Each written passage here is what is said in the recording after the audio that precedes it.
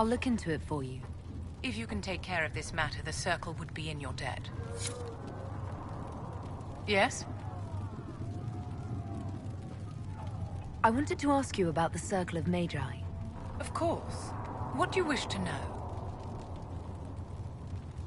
If the Circle disbanded, how can you still belong to it? The Circle is an idea, my dear. And an idea cannot be dissolved. Many of the first enchanters voted for rebellion, caring little that anything short of a unanimous decision would pit mage against mage. Rather than dissolving it, Grand Enchanter Fiona's vote split the Circle in two. The rebels follow her, the loyalists follow me. If you led all the loyalists, why are you only First Enchanter and not Grand Enchanter? Grand Enchanters are elected, and since there are no First Enchanters besides myself, no vote can be held.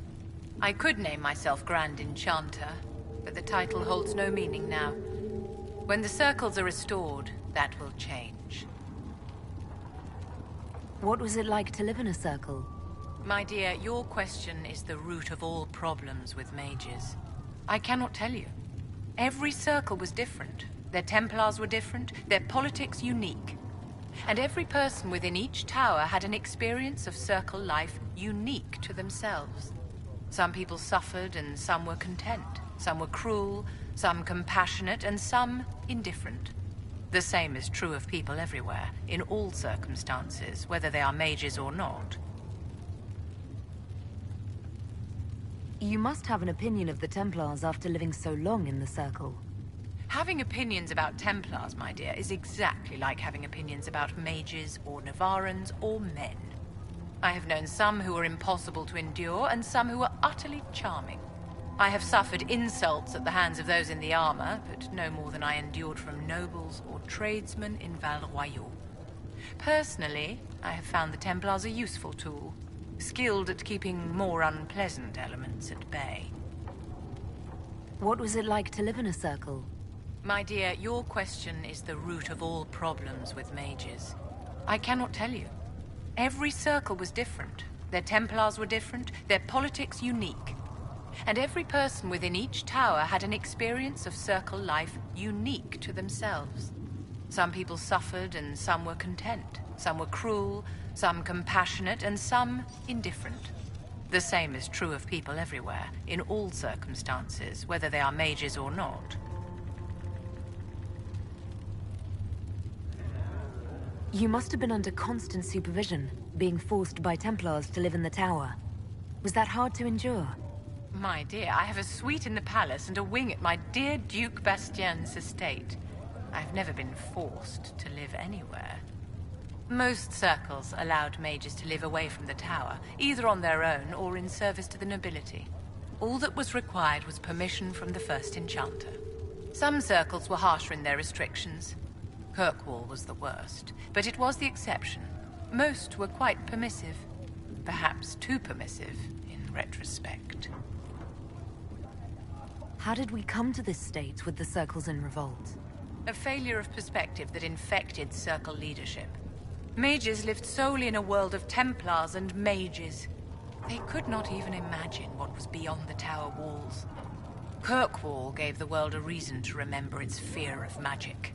A mage killed hundreds with a snap of their fingers. Across Thedas, a new tangible fear of magic grew. Commoners and nobles alike called out to the Chantry for protection.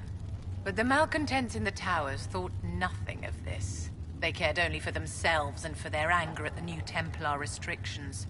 When a mage attempted to assassinate Divine Justinia, again, the mages protested the investigation. The leadership chose to vote on independence based on the intolerable conditions imposed by the Templars, sparing no thought to the fact that magic was more feared in the aftermath of these attacks than it had been since Tevinter's day.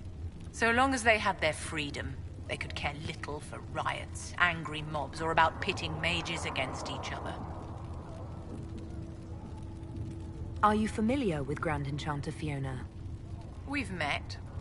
Before her horrendously ill-timed and selfish vote for independence, I thought her adequate at her job. In her dotage, she could not handle looking after the well-being of so many people. We would have done better to replace her years ago to let her spend time gardening.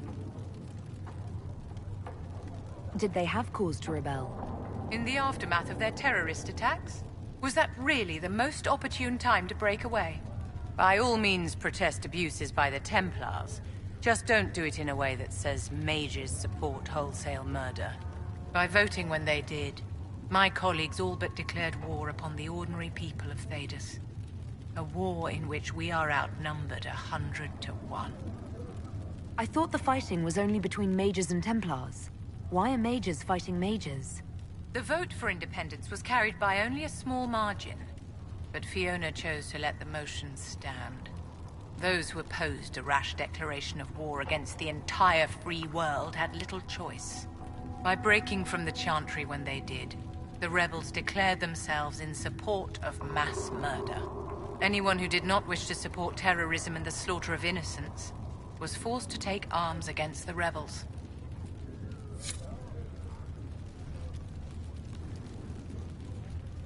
You built for them the Golden City, the center of I all will take these creation. injury reports to research them in And Nave. for a time you